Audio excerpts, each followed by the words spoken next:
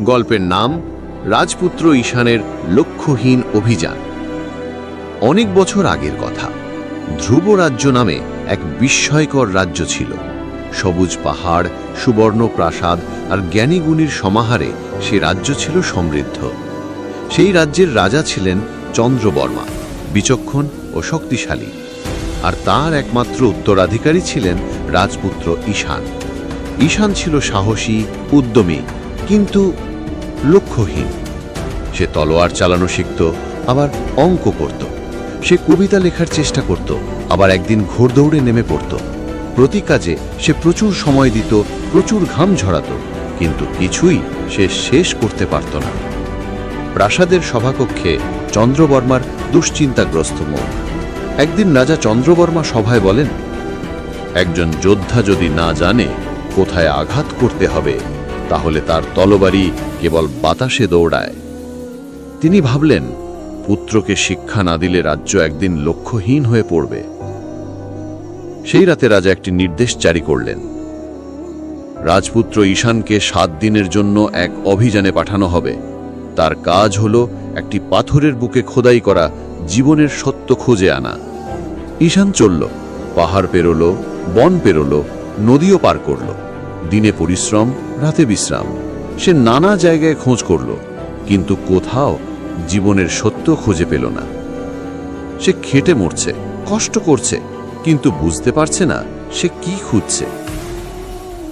একদিন এক জীর্ণপ্রায় ঋষুর সঙ্গে দেখা হলো। ঋষু বললেন, তুমি এত কষ্ট করছো, কিন্তু জানো তো কি খুঁজছো? ঈশান বলল, রাজা পিতার নির্দেশ, জীবনের সত্য খুঁজে আনতে হবে। ঋষু হাসলেন, তুমি লক্ষ্য ছাড়া এক পিপাসু যোদ্ধা। যতই যুদ্ধ করো, জল পাবে না।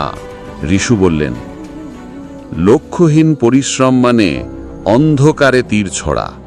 তুমি যদি না জানো তুমি কোথায় যেতে চাও, তাহলে কোনো পথই তোমার না। ঈশানের মনে বজ্রপাতের মতো কথাগুলো নেমে এলো। সে প্রথমবার নিজের ভেতরে प्रश्न করল, आज आप सभी को हम बताएंगे इन्वर्टर स्प्लिट एयर कंडीशनर का जो ये कार्ड लगा होता है जिसे पीसीबी कहते हैं, और इसके कार्य करने से देखेंगे इन्वर्टर कंप्रेसर जो इसमें लगा होता है डीसी इन्वर्टर कंप्रेसर होता है, इसको यूडीडब्ल्यू की सप्लाई कौन भेजता है? इसी कार्ड से जाता है। तो इसके कार्ड में कुछ कंपोनेंट्स लगे होते हैं और इनके कुछ कंपोनेंटों का आज हम आपको परिचय कराएंगे। जैसे यहाँ पर आप देखिएगा कि इसमें जब हम मेन सप्लाई देते हैं तो वो मेन सप्लाई यहाँ लाइन फिल्टर में आता है, और लाइन फिल्टर से वो सप्लाई निकलता है तो रिले में जाता है, और रिले से ब्रिज रेक्टिफायर में आता है।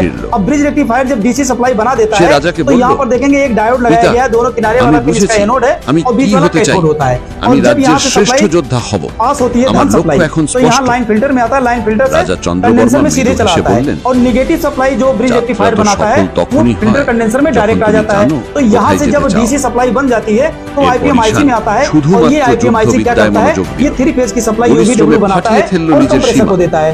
अब देखेंगे इसमें जो फैन लगा होता है, जैसे यहाँ पर देखिएगा इस फैन को कार्य कराने के लिए यहाँ पर आपको मिल जाता है, ये देखिएगा 2 रिले यहाँ पर लगाया गया है और उस फैन मोटर को यहाँ से कनेक्ट किया जाता है। और यहाँ देखेंगे ये जो एमसीयू आईसी लगी है, इसको ऑपरेट कराने के लिए यहाँ पर इसका एसएमपीएस सर्किट बनाया गया है। तो इन कंपोनेंटों के कार्य करने से ये पीसीबी कंप्लीट वर्क करता है। सबको समझ में आया? আমাদের সবার জীবনে অনেক সময় পরিশ্রম